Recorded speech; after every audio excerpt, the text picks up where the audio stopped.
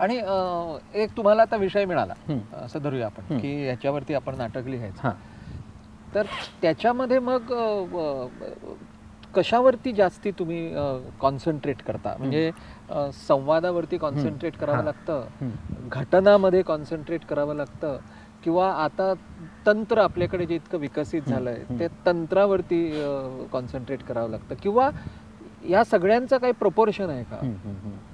मला असं वाटतं ना की शेवटी नाटक करतो म्हणजे काय, तर आपण एक काहीतरी सांगत असतो, एक नरेशन असतं किंवा हे, आणि ते सांगत असताना त्याच्यामध्ये कुठल्या कुठल्या ह्याच्यातनं ते ऐकणाऱ्याला अधिकाधिक होल्ड करेल, ऐकणाऱ्याला अधिकाधिक आपल्या मुठीत ठेवेल किंवा ताब्यात आणेल, त्या सगळ्या गोष्टींचा शक्यतांचा आपण त्या ठिकाणी विचार करणं नाटक लिहिताना महत्त्वाचं असतं. काही नाटकं ही घटनाप्रधान असतात, त्याला तुम्हाला त्या घटनेचा पूर्णतः विचार करून घटनेवरती फोकस करणं महत्त्वाचं असतं. काही नाटकांच्यामध्ये घटना अगदी छोटी असते, पण त्या घटनेच्या अनुषंगाने आजूबाजूला घडणाऱ्या ज्या काही गोष्टी असतात किंवा बोलल्या जाणाऱ्या गोष्टी असतात त्या फार महत्त्वाच्या असतात, आणि मग तुम्ही हळूहळू अधिकाधिक त्या शब्दांच्याकडे जायला लागतं आणि ते नाटक मग शब्दप्रधान होतं किंवा संवादप्रधान ते नाटक झालेलं आपल्याला दिसून येतं. आणि म्हणून या सगळ्या गोष्टींचा विचार करत असताना मला असं वाटतं की नाटकाचं तंत्र हे लेखकाला माहीत असलंच पाहिजे, किंवा नाट्यतंत्र अवगत करणं म्हणजे काय, तर मला असं वाटतं की आपल्या नाटकाचा नेमका फॉर्म काय आहे आणि कुठल्या फॉर्मच्या थ्रू आपण लोकांशी बोलतो आहोत त्याचा पूर्ण त्याला नीट अभ्यास करणं फार आवश्यक असतं. जसं मी लढी नजरिया हे नाटक लिहित असताना आम्ही गोंधळ फॉर्ममध्ये त्याचा हे केला होता. तर गोंधळ या फॉर्मची बलस्थानं काय आहेत आणि त्यातनं आपण काय मांडू शकतो. एका सेमी सर्कलमध्ये सगळे कॅरेक्टर्स बसतात आणि त्याच्यानंतर मध्ये येऊन ते काम करायला लागतात आणि मग परत जाऊन बसतात. तर एकाच वेळा गोंधळमधला मॉब जो असतो तो कशा पद्धतीने वापरता येतो, तो मॉब असून नसल्यासारखा असतो, काही वेळा तो गर्दीचं काम करतो. या सगळ्या गोष्टींचा आपण त्या सगळ्याचा विचार करत करत लक्षात आलं पाहिजे की बाबा नेमका फॉर्म मी काय निवडला आहे आणि ते तंत्र आत्मसात करणं फार आवश्यक आहे. आपल्याकडे खरं तर बॉक्ससेटची नाटकं खूप मोठ्या प्रमाणावरती होतात, तर बॉक्ससेटचं पण स्वतःचं असं एक तंत्र आहे, त्याच्या जशा मर्यादा आहेत तशी त्याची काही बलस्थानं आहेत. तर त्या फॉर्मच्या मर्यादा आणि बलस्थानं याचा विचार करून आपण ते मांडत गेलं पाहिजे असं मला वाटतं. म्हणजे याचा अर्थ एक असा निघतो की जो नाटककार आहे, जो नाटक लिहितो, त्याला रंगमंचाचं भान असणं आवश्यक आहे. बरोबर. हो हो. आपण असं म्हणतो की कानेटकरांना नाटक हे 3 अंकामध्येच सुचायचं असं म्हणतात. हो. त्याच्या उलट बाकीचे नाटककार काही आहेत की ज्यांना याचं भान नसल्यामुळं त्यांची नाटकं दिग्दर्शित करणं हे फार कठीण होऊन बसत होतं. तर हे रंगमंचीय भान नाट्य लेखकाला असणं याचा फायदा किती होतो आणि ते असलं तर त्याची बंधनं किती येऊ शकतात? मुळात कधीकधी आपल्या आजूबाजूला जे नाटक चाललेलं आहे आणि आपण जे नाटक करतो आहोत त्या पद्धतीचं नाटक म्हणजेच नाटक, अशा पद्धतीची जर एखादी कॉन्सेप्ट मनामध्ये घट्ट असेल तर बऱ्याचदा सुचताना असं होऊ शकते की बाबा फक्त 2 अंकीच नाटक सुचणं, किंवा नाटक म्हणजे 2 अंकातच होतं असं हे. पण मला असं वाटतं की लेखकांनी त्याच्या वेगवेगळ्या प्रकारच्या शक्यता आणि हे पाहणं फार आवश्यक आहे. ते पाहताना जर तर मग लेखक त्या तंत्रामध्ये किंवा त्या फॉर्मच्या बंधनामध्ये अडकून राहणार नाही, तो आणखीन वेगवेगळ्या पद्धतीने स्वतःला व्यक्त करण्याचा हे करेल. पण रंगमंचाचं त्याला भान असलं पाहिजे की आपलं नाटक हे आपण नेमकं कुठे करतो आहोत. ते इंटिमेट थिएटरमध्ये होतं आहे, ते प्रोसिनियमचं नाटक आहे, तो स्ट्रीट प्ले आहे का, नेमकं काय आहे याचा संपूर्णपणे त्याला एक अंदाज हे असला पाहिजे.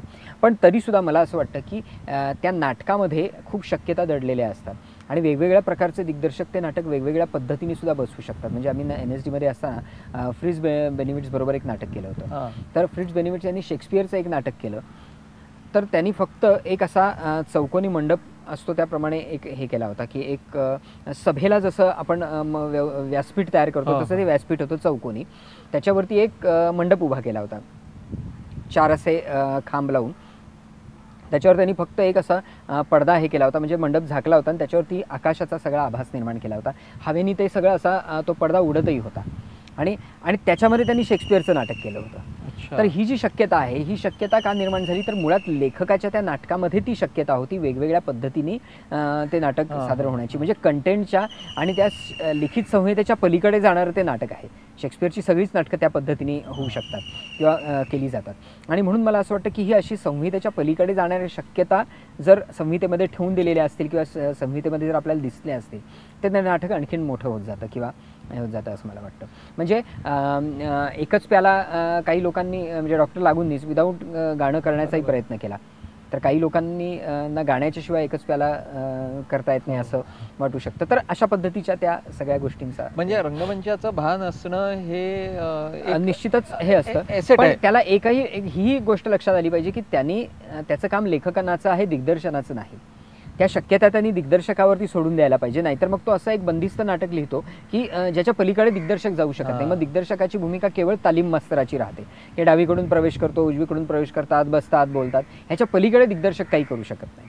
तुम्ही आता विषय काढलाच आहे म्हणून सनातनवादाच्या विषयाकडे जातो की लेखक आणि दिग्दर्शक वीज हे दोघे जर का आपण घटक घेतले तर या परस्परामध्ये लेखकाचे अधिकार किती आणि लेखकाच्या मर्यादा किती.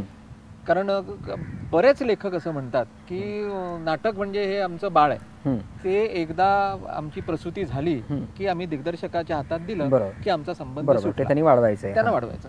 दुसरीकडे लेखक आणि दिग्दर्शक यांच्या बरोबर परस्पर त्यांच्या गाठीभेटी होऊन त्यांच्यामध्ये डिस्कशन होऊन मग ही नाटकं बदलली जातात, ती नाटकं आणखीन जास्ती फुलतात.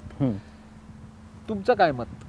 लेखकाचे अधिकार किती आणि मर्यादा? मला असं वाटतं की याचं एक ठराविक असं उत्तर देणं अवघड आहे. पण मला असं वाटतं की या सगळ्या ह्याच्यामध्ये तू मला कन्व्हिन्स कर नाही तर मी तुला कन्व्हिन्स करतो अशा पद्धतीची भूमिका असणं महत्त्वाचं असतं. आणि इगो हा पूर्णपणे त्याच्यातनं डिलीट करून टाकणं आवश्यक असतं. कारण काय होतं, समजा मी एक नाटक लिहिलं आणि मी म्हटलं की हेच असंच आहे आणि हे असंच असलं पाहिजे, तो जर माझा इगो त्याच्यामध्ये आड येत असेल तर मी दिग्दर्शकाच्या विचारावरच एक बंधन घालत असतो. आता जयवंत दळवींची लिहिलेली नाटकं विजयाबाईंनी उलटी पालटी केली. इव्हन वाडा चिरेबंदीबद्दल सुद्धा म्हटलं जातं की विजयाबाईंनी खूप ते नाटक उलटपालट केलं जे एलकुंचवारांना मान्य नव्हतं. आणि काही ठिकाणी लोकांनी एलकुंचवारांना ज्या पद्धतीने मान्य होतं त्या पद्धतीने ते नाटक केलं. तर अशा नाटकामध्ये शक्यता असू शकतात. पण मला असं वाटतं की नाटकाच्या मध्ये तो विचार लेखक आणि दिग्दर्शकांच्या सहमतीने होणं अत्यंत आवश्यक असतं. आणि लेखकांनी एक विचार केला पाहिजे की आपल्या कंटेंटला आणि आपण जे म्हणतो आहे त्यालाच तर धक्का लागत नाही ना, मग तो जर एका वेगळा फॉर्म त्याच्यामध्ये आणत असेल तरी आणि त्या फॉर्ममुळे जर आक्रमण होत असेल तर त्यांनी थोपवलं पाहिजे. पण एका वेगळ्या फॉर्ममधनं तो जर हे सगळं मांडायचा प्रयत्न करत असेल तर एक प्रयोग म्हणून त्याने तो पाहायला पाहिजे. आणि दिग्दर्शकांनी याचा विचार केला पाहिजे की तो आरंभबिंदू आहे आणि बेसिक आपण काय मांडतो आहोत, तर आपण कशाने प्रभावित होऊन ते मांडतो आहोत त्या गोष्टीला हे घेऊन. म्हणजे गंमत अशी आहे की एकाने कपाट तयार केले आणि दुसऱ्याने त्याचं पूर्णपणे टेबल करून टाकण्यात काही अर्थ नाही. म्हणजे हे कपाट आणखीन उपयुक्त कसं असू शकेल, या कपाटाच्या आणखीन ते फ्लेक्झिबल कसं असू शकेल याचा विचार मी समजू शकतो. पण त्याचा अगदी पूर्णपणे टेबलच करून टाकायचं किंवा खुर्चीच करून टाकायची ह्यालाही काही अर्थ नाही असं मला वाटतं. पण तरी हा सनातनवाद आहे आणि तो नाटकागणिक बदलत जाऊ शकतो. म्हणजे अनेकदा असं होऊ शकतं की दिग्दर्शकांनी त्या नाटकामध्ये जे स्वतःचं म्हणून अगदी मनापासून कोणत्याही प्रकारे इगो न बाळगता पद्धतीने ते केलं पण ते वर्क झालं नाही असंही होऊ शकतं. त्यामुळे ते वर्क होणं आणि न होणं हा त्या नाटकाच्या संदर्भातला विषय आणि हे असू शकतो असं मला वाटतं.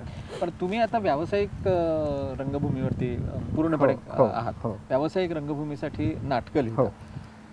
मुळात निर्मात्यांच्या काही मागण्या असतात आणि त्या मागण्या ह्या खास करून कलाकारांच्या बद्दल असतात, कारण त्यांना नाटक चालवायचं असतं. बरोबर. हो.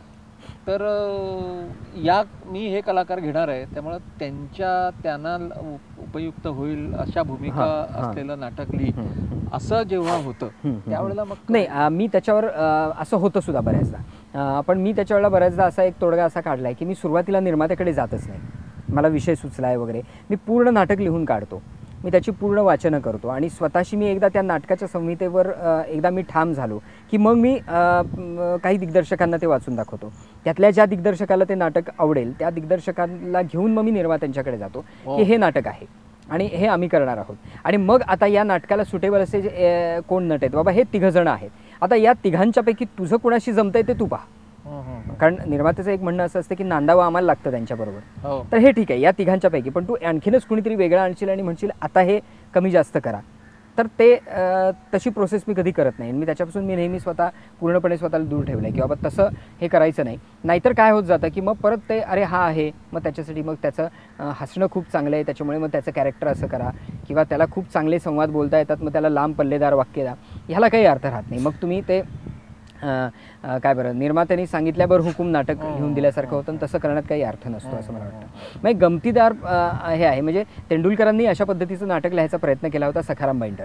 ते त्यांनी काशीनाथ घाणेकरांना डोळ्यासमोर ठेवून लिहिलं होतं म्हणजे सुरुवात केली होती. आणि म्हणूनच त्यांनी घाणेकरांना जे लागायचं की आधी नाटक सुरू होतं, घाणेकरांची एंट्री नंतर असते, मग घाणेकर बाहेरून पडद्यातनं बोलणार, मग ते आत येणार, मग त्यांच्यावरती एक फोकस. सखारामची सुरुवात पूर्णपणे तशी आहे आणि त्यामुळे तेंडुलकर त्या पद्धतीनं नाटक लिहिणार होते, लिहायला सुरुवात केली होती. पण पुढे पुढे नाटक लिहून झाल्यानंतर त्यांच्या असं लक्षात आलं की हे घाणेकरांच्या जातकुळीचं नाटकच नाही आहे, त्यांच्या पर्सनॅलिटीला हा रोलच हे होणार नाही. आणि मग त्याच्यासाठी वेगळ्या नटाची हे सुरुवात झाली. आणि म्हणून ते घाणेकरांनी केलं असतं तर कदाचित ते नाटक खूपच वेगळं झालं असतं. निळूभाऊंनी केल्यामुळे ते वेगळं झालं असं मला वाटतं. अच्छा अच्छा. अभिराम भडकमकर यांनी जशी मराठी रंगभूमीला मैलाचा दगड ठरावा अशी नाटकं दिली, आज मराठी रंगभूमीची परिस्थिती ही नेमकी कुठल्या बाजूनं ही रंगभूमी चाललेली आहे हे समजत नाही. रखरखीत विनोद सगळीकडे चालू आहेत. आत्ता हिट अँड हॉट नाटकांची लाट पुन्हा येऊ बघते. पण अशा वेळेला आत्ता आम्ही बसलो आहोत तसं असत मस्त झाडाच्या सावलीखाली थंडगार वारा खात बसावं, तशी अभिराम भडकमकरांची नाटकं आज मराठी रंगभूमीला मस्तपैकी सावली देतात. हे खरं आहे, हे कोणी नाकारू शकत नाही. पण भडकमकरांनी नाटकाबरोबरच सिनेमामध्ये सुद्धा संवाद लिहिलेत, पटकथा लिहिल्या आहेत, कथा लिहिलेल्या आहेत. आणि बालगंधर्व सारखा एक चित्रपट ज्यानं पुन्हा एकदा मराठी चित्रपटाच्या दुनियेमध्ये एक वेगळेपण, एक नाविन्य आणलं, त्याची कथा, त्याचे संवाद भडकमकरांनी लिहिलेले आहेत. त्याबद्दल आपण पुढच्या भागामध्ये बोलूया.